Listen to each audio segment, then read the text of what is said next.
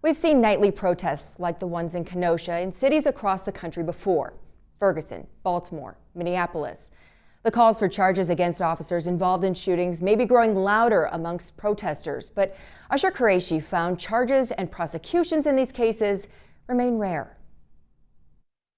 5 days after Kenosha police officer Rustin Shesky grabbed Jacob Blake's shirt and fired 7 shots into his back, many are angry no charges have been filed. I think the reason people expect charges in these cases to be filed so quickly is because when a civilian harms someone, they're charged, immediately. Kate Levine is an associate law professor who studies police prosecutions. I believe that all ordinary citizens should be treated the way the police are treated, and prosecutors should do a thorough investigation before they charge. But even when charged with, say, a more serious crime like manslaughter or murder, officers are rarely convicted, according to Bowling Green University criminal justice professor Phil Stinson, who tracks these types of cases. About 1,000 times each year, an on-duty police officer shoots and kills someone. And it's actually a very rare event that an officer is charged with murder or manslaughter resulting from one of those shootings. In many cases, experts say it takes public pressure or independent video evidence to even get charges filed.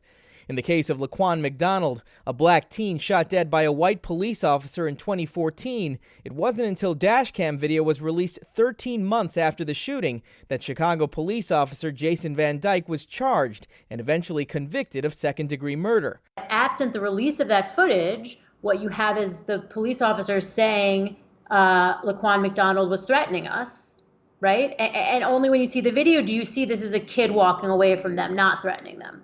According to a statistical analysis by Bowling Green University, since 2005, 119 police officers were arrested for shooting and killing someone while on duty. While 44 were convicted of a crime, most were for lesser offenses. Only 7 were convicted of murder. So instead of treating it as a potential criminal homicide case and a crime scene, it seems that the assumptions they start with in these cases are that an officer was involved in a shooting and that it was probably legally justified. In Louisville, police executed a no-knock warrant on the wrong apartment, shooting and killing 26-year-old Breonna Taylor.